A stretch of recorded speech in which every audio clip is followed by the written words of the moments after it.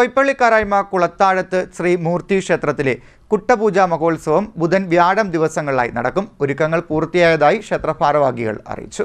കൊയ്പ്പള്ളിക്കാരായ്മ കുളത്താഴത്ത് ശ്രീമൂർത്തി ക്ഷേത്രത്തിലെ പ്രസിദ്ധമായ കുട്ടപൂജ മഹോത്സവം ബുധൻ വ്യാഴം ദിവസങ്ങളിൽ നടക്കും. ക്ഷേത്രതന്ത്രി ഹരികുമാർ നമ്പൂതിരി, ക്ഷേത്രമേൽശാന്തി ദിനേഷ് കുമാർ നമ്പൂതിരി എന്നിവരുടെ മുഖ്യ കാർമ്മികത്വത്തിലാണ് ചടങ്ങുകൾ നടക്കുക.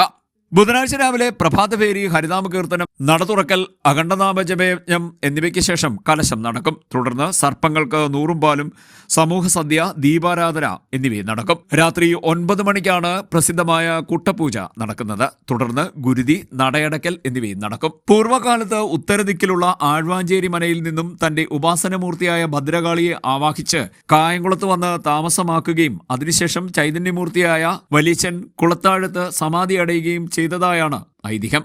ഈ ഐതിഹ്യത്തിന്റെ പിൻബലത്തിലാണ് ശ്രീമൂർത്തി വല്യച്ഛന്റെ ഇഷ്ട വഴിപാടായ കുട്ടപൂജ മഹോത്സവം നടത്തുന്നതെന്ന് ക്ഷേത്ര ഭരണസമിതി പ്രസിഡന്റ് കെ വിജയൻ ഉണ്ണിത്താൻ പറഞ്ഞു. ചടങ്ങുകളുടെ ഒരുക്കങ്ങളെല്ലാം പൂർത്തിയായെന്നും അദ്ദേഹം അറിയിച്ചു. കുളത്തടുത്ത് ശ്രീമൂർത്തി ക്ഷേത്രത്തിലെ കുട്ടപൂജ മഹോത്സവം ഫെബ്രുവരി മാസം 11-12 തീയതികളിൽ നടക്കണം. അതായത് മകരമാസം 28, 29 തീയതി രാവിലെ കുട്ടപൂജ സമർപ്പണം 11-ാം തീയതി, 12-ാം തീയതി രാവിലെ കുട്ടപൂജ പ്രസാദം ഏറ്റുകാണും. അതിനുശേഷം ക്ഷേത്ര ആചാര ചടങ്ങുകൾക്ക് അനുബന്ധമായി നാടകവും കുട്ടികളുടെ കൈകൊട്ടിക്കളിയും ഉണ്ടായിരിക്കുന്നതാണ്.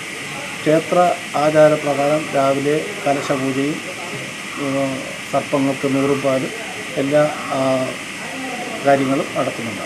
എല്ലാ ഭക്തജനങ്ങളും ഈ മഹനീയ ഭക്തജനങ്ങളുടെയും സാന്നിധ്യം ഉണ്ടാകണമെന്ന് അഭ്യർത്ഥിക്കുന്നു. വ്യാഴാഴ്ച പ്രഭാതഭേരി, ഹരിനാമകീർത്തനം, ഭാഗവത പാരായണം, ദീപാരാധന, കൈക്കൊട്ടിക്കളി, നാടകം എന്നിവ നടക്കും. CDNet news, Kayamkulam.